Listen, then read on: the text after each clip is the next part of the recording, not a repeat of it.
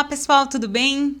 Hoje a gente vai fazer uma correção das atividades, já tirar algumas dúvidas que eu vi que alguns alunos acabaram cometendo, né? Então, para a gente esclarecer aí e dar uma firmadinha aí no conteúdo, né, passado que a gente estava tendo. Eu sei que a gente já começou uma outra linha, né, aí dos testes imunológicos, né? Mas só para a gente dar uma resgatadinha naquele assunto, agora que todo mundo entregou as atividades, a gente consegue então fazer essa correção, né? Para que a gente possa então ter um completo entendimento aí do conteúdo. Então a primeira atividade ali era composta com 10 questões e a segunda atividade com mais 10 questões. Então eu fiz aqui, né? Peguei ali a recuperação, na verdade, coloquei ali de 1 a 20. Tá? Então, até a 10 a gente sabe ali que era a primeira atividade e a partir da 11 a gente sabe que a gente está falando sobre a segunda atividade, beleza? Então, tá as duas atividades aqui. Na questão número 1, perguntava o seguinte: complete a frase. O sódio, o potássio, a água e o cloreto entram no organismo por... De que forma, então, que eu queria saber, né? Que forma que ele entra? E eu já disse, tá? Que além da forma que ele entra, é na forma dos alimentos. Então, eu queria saber como é que a gente consegue resgatar isso dos alimentos. Por transporte dos alimentos? Por produção dos alimentos? Por estoque dos alimentos? Então, se eu transportar, por exemplo, o alimento, era bem tranquila essa pergunta e muita gente ainda errou. Então, se eu transportar um alimento da minha sala para o meu quarto, eu vou conseguir o potássio? Não, né? Se eu produzir o alimento lá na agricultura, eu vou conseguir? Não. Se eu estocar lá na fruteira, na geladeira, eu vou conseguir esses sais minerais? Não. Então, como que a gente consegue? Ingestão, né, gente? Era só pensar um pouquinho, hein? Não é nada difícil aí a forma que a gente consegue encontrar aí esses sais minerais através da ingestão dos alimentos. Então, perguntinha aí de prézinho, e teve gente que na bobeadinha aí, na falta de prestar atenção na atividade, errou. Na questão 2, perguntava assim: absorção ou, né, a reabsorção do cálcio. Então, como é que a gente, né, faz essa absorção do cálcio ou a reabsorção do cálcio, né? Pode ocorrer de 3 formas. Então, eu já disse que são de 3 formas. Marque a alternativa que corresponda a essas 3 formas. Então, eu queria saber, né, como é que a gente consegue, na verdade, obter o cálcio? Eu disse que ela pode ser por absorção ou ainda, tá, por reabsorção. Então, já contei bastante coisa para vocês. Então, se tinha lá alguma questão, ó, como a primeira opção aqui que fala reabsorção, só a reabsorção, estava errada, por quê? Só tem reabsorção. E a gente sabe que na própria enunciado ali falou, né, absorção e reabsorção. Então, quem marcou a primeira alternativa errou. A segunda falava absorção intestinal, né? Vamos já para a correta, né? Que é a absorção intestinal, reabsorção tubular, renal e reabsorção óssea. Então, é só a gente lembrar como é que a gente consegue aderir esse cálcio. Então, primeiro, pela absorção intestinal. Então, eu fiz a ingestão do alimento, que era, né, correspondente ali à questão número 1. Então, ingerir o alimento, ele vai fazer a digestão e vai para onde? Para o intestino, e ali vai ter essa absorção de tudo que eu, né, comi, inclusive, né, do cálcio, ok? Então, primeira forma, a absorção intestinal. Esse, né, componente, ele vai estar aí distribuído no meu corpo. E aonde que a gente encontra o cálcio também? Corrente sanguínea. O que a gente sabe que os nossos rins fazem? Eles não estão o tempo todo fazendo essa filtragem dos nossos sangues? O que vai ser também, né, reabsorvido? Porque precisa ficar ali no nosso organismo. O cálcio, né? Então, se a gente tem a reabsorção de nutrientes, reabsorção, né, das coisas, o cálcio ele vai ser um que vai ser reabsorvido, ele está presente na corrente sanguínea. E o outro fator é na reabsorção óssea. Lembra que eu contei para vocês que quando a gente tem uma baixa nessa queda desse cálcio ali presente na corrente sanguínea, o que o nosso organismo vai fazer? Vai, né, liberar o hormônio, o paratormônio, para que ele faça essa estimulação osteoblástica, né, para que esse cálcio, né, saia, né, desse osso e migre, né, para a região ali da corrente sanguínea, Então, é das 3 formas, sempre, né, não esqueçam disso. Absorção intestinal, reabsorção tubular renal e reabsorção óssea. Na questão 3, fala que o excesso de cálcio e fosfato são excretados pela, né, ou por onde que sai. Então, a gente sabe, né, como a gente comentou ali, que essa absorção também acontece no intestino e também nos túbulos renais, certo? São as duas, né, portas aí de saída do nosso organismo, de excretar excessos, né, de tudo que a gente se alimenta. Então, ele vai excretar os excessos, né? Então, quem seria? Urina e fezes, tá? O sangue, ele nunca vai excretar nada, tá, para fora do nosso organismo. O sangue, ele até pode excretar, sim, as suas toxinas e tirar suas toxinas. Mas como é que a gente tira as toxinas do sangue? Através de quem?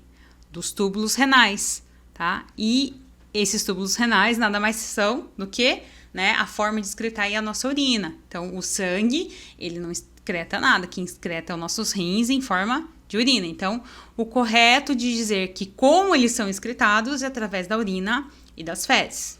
Na questão 4, falava o seguinte: na doença desnutrição, a perda diária da ingestão de cálcio e, consequentemente, o cálcio sérico, né, ou seja, o cálcio ali da corrente sanguínea, tende a diminuir sua concentração. Fato que estimula a atividade do hormônio PTH ou também o hormônio paratormônio, tá? Nesse caso, qual a função do hormônio PTH? Eu já falei agora há pouco, né? Mas a gente sabe que a função do hormônio PTH, ou paratormônio, nesse mesmo momento em que ele vai ter essa reabsorção do cálcio ósseo, ele vai fazer com que, né, tenha uma redução nessa absorção tubular renal do fósforo, para que tenha aí um equilíbrio, né? O fósforo não atrapalhe todo esse processo. Então, tem que ter aí um equilíbrio entre o cálcio e o fósforo, ok? 5. A fosfatase alcalina se eleva devido à ação osteoblástica. Todo esse processo acontece para quê? Então, né, a resposta correta era a reabsorção óssea, certo? Então, é assim, né, quando a gente tem uma elevação da fosfatase alcalina, ela vai ter uma ação, lembra lá, osteoblástica, né? Ação ali que vai ter por intermédio ali do hormônio PTH agindo para que todo esse processo de reabsorção óssea aconteça. Então, quando a gente vê altos níveis de fosfatase alcalina, tá? A gente vai ver com certeza aí um processo de reabsorção óssea acontecendo nesse indivíduo. Então, às vezes, o indivíduo tem ali um nível ok de cálcio, mas por quê? Porque já está sendo reabsorvido isso dos ossos. Então, quando a gente vê a fosfatase alcalina elevada, a gente vai saber o quê? Que esse paciente está passando por algum processo que não está conseguindo absorver esse cálcio. E por isso ele está resgatando do organismo. Então, o cálcio vai aparecer normal no exame. Mas a gente consegue saber que ele está com problema de cálcio quando a gente tem aí a fosfatase alcalina elevada, certo? Questão 6 fala: a síndrome de mal absorção pode ter como um dos motivos, um dos motivos que a gente não consegue ter essa absorção correta. Resultado da decomposição da vitamina D, resultado da decomposição inadequada de gordura, diminuição da concentração do cálcio, diminuição da concentração do fósforo. Então, a resposta certa era resultado da decomposição inadequada de gordura. Lembra lá que eu falei para vocês que, né, pessoas que têm alta quantidade aí de ingestão de gordura ou algum processo que essa pessoa está passando, né, uma cirrose, alguma coisa que ela está passando bem grave e com essa condição de gordura, ela pode sim estar passando por um processo também de má absorção, um dos motivos de não conseguir fazer a absorção correta desses sais minerais. 7. A síndrome nefrótica se deve à desorganização dos capilares glomerulares dos rins. Isso faz com que haja aumento da permeabilidade renal. Então, o que acontece? Esses néfrons, né, vão ter ali uma desorganização dos capilares glomerulares, né, nessa região ali do rim. E todo esse problema, né, dessa síndrome nefrótica vai fazer com que haja um aumento nessa permeabilidade renal, né? E isso, consequentemente, vai alterar esses níveis de sais minerais. 8. A acidose tubular renal. ela se deve à acidose hiperclorêmica, associada à incapacidade de excretar o hidrogênio e também à reabsorção desequilibrada de bicarbonato. Diante dessa situação, a reabsorção tubular renal de cálcio e fosfato se torna deficiente e assim se perdem pela urina. No entanto, nós conseguimos identificar os níveis séricos de... Aí eu coloquei entre parênteses aí só a sigla, senão ficava muito grande a questão de cálcio sérico, né? Então deveria CS, né? Eu acabei colocando o CS aqui na questão, mas no enunciado agora que eu vi que ficou errado realmente aqui, tá? Mas quem entendeu as siglas, o inicial da sigla, entendeu que era CS aqui, tá? Então, cálcio na urina, Cu, fosfato sérico, FS, e fosfatase alcalina, FAL. Então, como é que ficava aqui na questão, né? Eu queria saber, em relação, como é que fica esses níveis, tá? Desses seguintes sais minerais em relação à doença acidose tubular renal. Como é que fica esses níveis? Então, a gente vai encontrar eles aumentados ou diminuídos. A resposta correta era os níveis de cálcio séricos normais, apresentando normais ou diminuídos, os níveis de cálcio na urina aumentados, os níveis de fosfatase alcalina aumentados e os níveis de fosfato sérico diminuído. As causas do hipertireoidismo podem ser adenomas quase em 80% dos casos, seguido por hiperplasias em casos aí de 20% e raramente o câncer. Então, o câncer ele nem entra numa estimativa, porque ele é raro mesmo, ele não tem assim, uma porcentagem. Geralmente é 80% aí adenomas e 20% aí hiperplasias. Na questão 10 falava, na ausência do hormônio paratireóideo, há uma diminuição na secreção tubular renal de qual mineral? Então, na falta desse hormônio, a gente vai ver, né, uma diminuição nessa secreção tubular renal do fosfato. Isso vai causar a elevação do fosfato sérico. Porque se ele não está sendo eliminado, certo? O que vai acontecer? Ele vai ser, né, mantido, reabsorvido e vai ser mantido nessa corrente sanguínea. Ok? Então, a gente vai ver essa elevação desse fosfato na corrente sanguínea. E quem colocou o contrário aqui, né, o fosfato vai ter uma diminuição do fosfato sérico? Não, tá? Se ele estivesse sendo eliminado em grandes quantidades, aí sim. Mas nesse caso, a gente está tendo aí uma diminuição na secreção. Então, você nem precisava saber a ação desse hormônio, nem nada. Eu já coloquei na questão que há uma diminuição na secreção. Então, se ele não está sendo secretado, ele está sendo, né, armazenado novamente. E isso vai causar aí uma elevação do fosfato sérico. Na questão 11, o cálcio e fósforo são absorvidos através do intestino delgado com a participação de uma vitamina e um hormônio. Marque a alternativa que corresponda a eles.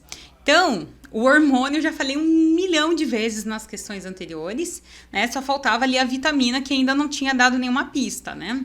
Então, para quem, né, não marcou certo, o correto seria a vitamina D e o hormônio paratormônio. Então, a vitamina D ela vai atuar nessa absorção intestinal aí desses minerais e o hormônio paratormônio vai estar agindo, né, principalmente nessa reabsorção óssea desses minerais.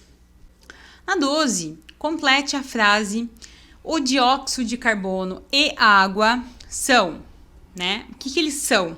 São estoque, são produtos, são ingestão, são secreção do metabolismo de carboidratos, gorduras e proteínas.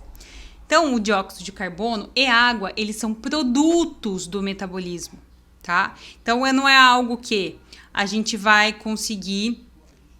Lógico, a água a gente consegue de produtos de ingestão, sim, mas o dióxido de carbono não. Então, quando eu coloquei os dois juntos numa mesma frase, falando que os dois são, então eles são, a água também é algo que a gente pode fazer por ingestão, mas não dá os dois juntos, certo? Então, tinha que ser algo que complementasse o dióxido de carbono e a água. Eles são produtos originados aí do nosso metabolismo, certo? Então, a água, ela também vai ser um resultado, né, de todo esse processo aí do nosso metabolismo, né? Então, a gente pode fazer essa ingestão, né, da forma em que a gente adquire a água, mas ela também vai ser produto, ok? Na 13 falava, complete a frase. Bicarbonato é um íon extracelular em concentração similar à dosagem similar ao do sangue e a sua complementação é proveniente do. Então, da onde que a gente tira o bicarbonato? Então, já tá aqui marcadinho, né? A letra A é do correto, que ela é proveniente do catabolismo de carboidratos, proteínas e gordura. Vai ser algo que vai ser aí produzido, né? Suplementado através, né, desse catabolismo. O nosso próprio organismo vai fazer o catabolismo aí dos carboidratos, da proteína e da gordura e vai obter o bicarbonato, certo? Então, esse negócio de, toma bicarbonato que é bom para a saúde, né? Nem é todo mundo que pode tomar bicarbonato. A gente já tem esse catabolismo natural do que a gente precisa. Excesso de bicarbonato vai fazer com que o nosso organismo fique, né, básico, fique, né, porque o bicarbonato vai ter essa ação de neutralizar o ácido do nosso organismo. E não é assim, né? A gente não precisa de todas as regiões aí com baixa, né, acidez. Então, a gente não precisa estar neutralizando o nosso organismo se a gente não sabe como é que tá. Se às vezes já tá baixo, ainda a gente já piora. Então, né, por isso aí, o nosso organismo vai fazer esse procedimento, né, sozinho, de catabolismo, de carboidrato, de proteína, de gordura. Lógico que algumas pessoas podem ter alguns problemas, isso aí quem vai diagnosticar é o médico. Mas esse negócio de ficar tomando porque diz que me diz que, né, isso aí tem que fazer um exame, saber, né, se tem algum problema, se não tem, como é que tá os níveis, né, isso aí no organismo, para aí sim, se o médico achar melhor, vai mandar tomar, ok? Mas a princípio, né, se não precisar, não tem o porquê ficar tomando, né, só porque, fulano diz que é bom, né? Na 14 fala, o bicarbonato possui uma função muito importante no nosso organismo, marque a alternativa correta. Então, já falei agora, né, que é neutralizar a acidose. Então, quando o nosso organismo está ácido, né, ele tem essa função de neutralizar para que o nosso organismo se mantenha aí, né, em equilíbrio. Na 15 fala, excreção de sódio, potássio, cloreto, água é equivalente à ingestão, mantendo constantemente um equilíbrio. O rim, o maior órgão excretor, excreta na urina 80 a 90% de sódio, de potássio e cloreto, que é ingerido. A quantidade excretadas em 24 horas são cerca de... Então, quanto que é excretado? Tinha na apostilinha lá, lógico, alguns, né, valores podem ter pequenas variações de acordo aí com a bibliografia, certo? Mas é mínima coisa. Então, eu coloquei valores bem distintos, né, para que vocês não falassem, assim, assim, assado, né? Então, tava aí valores bem gritantes de diferenças. Tinha lá na apostila bem certinho quais são os valores que a gente pode encontrar no exame, né? Então, a correta seria a letra D, né? A gente vai ter aí 110 de sódio, 119 de cloreto e entre 25 a 100 de potássio. Essa era a resposta correta. Na 16, na doença da desidratação, que ocorre pela falta da ingestão de líquidos ou pela perda considerável desses líquidos através aí dos vômitos, diarreias, problemas renais, etc. Vemos praticamente todos os eletrólitos sofrendo alteração em seus níveis, tanto no sangue quanto na urina. Sabendo-se disso, marque a alternativa correta. Então, eu dei várias opções, né? Eu contei muita coisa ali que a gente perde, né? Como que a gente perde esses eletrólitos em relação à doença de desidratação. Então, eu queria que vocês me falassem o que acontece nesse organismo, né? A resposta correta seria a letra A, aumento de sódio e cloreto no sangue. Então, quando essa pessoa tem desidratação, é isso que vai ocorrer no organismo dela. Aumento de sódio e cloreto no sangue. Na 17, fala sobre a desnutrição. Então, não confunda. Desidratação, na 16, é de ingestão de líquidos. Desnutrição, né, ocorre com a diminuição acentuada da ingestão de carboidratos e a perda dos estoques de glicogênio. As células passam a depender de gordura, proteínas e seus subprodutos e de cetonas para obterem energia. Sabendo-se disso, vemos os níveis do bicarbonato. Então, quando essa pessoa ela vai ter desnutrição, ela vai ter perda, né, energética, vai começar a perder as cetonas, né?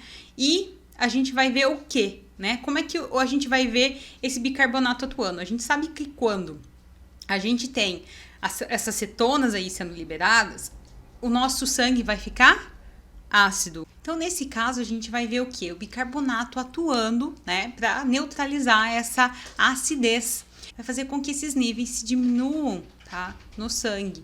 Então, a gente vai ver uma diminuição do bicarbonato justamente por ele estar agindo aí nesse processo, né, para neutralizar aí o organismo. Na 18, na doença da síndrome da malabsorção, nós podemos ver 2 quadros clínicos ocorrendo. Então, marque a alternativa que corresponda. A correta é da letra B. A gente vai ver 2 quadros clínicos, que é a diminuição do volume sanguíneo e a diminuição do sódio e do potássio urinário. Já que essa pessoa não consegue absorver, ela não vai excretar. Vai fazer com que esse sódio e esse potássio sejam, né, reabsorvidos, não sejam, né, excretados, não sejam mais perdidos, já que não está tendo entrada. Na 19, falava o seguinte: em situações de obstrução pilórica, a perda de líquidos e da maioria dos eletrólitos do sangue por uma via normal, geralmente através do vômito. Marque a alternativa que corresponda aos níveis encontrados nos exames laboratoriais de um paciente com obstrução pilórica. No sangue, né, a gente vai ver tanto o volume, quanto o sódio, quanto o potássio, o cloreto diminuídos e o bicarbonato bem aumentado, certo? Na 20, na última questão, falava assim: na diarreia ocorre significativa perda de água, de eletrólitos, através dos movimentos peristálticos do intestino. Esses movimentos eles são progressivos e impedem a absorção adequada de bile, de líquido pancreático e de secreções intestinais. Pode-se verificar nos exames. Então, a letra C era correta, né? Na urina, quase todos os eletrólitos diminuídos e no sangue também diminuídos. Certo, pessoal? Essa foi a nossa aula de hoje, um pouco mais para a gente tirar as dúvidas, dar uma relembrada nessa questão aí, né, desses minerais, desses eletrólitos, né, para a gente relembrar um pouquinho das doenças, dos níveis, né, como encontrar isso tanto na urina, no sangue, né, como é que ele é reabsorvido, como é que ele é ingesto, como que é absorvido, né? Então, essa foi a nossa aulinha de hoje. Qualquer dúvida, deixa aqui nos comentários que eu vou estar aqui para esclarecer para vocês. Até a próxima aula!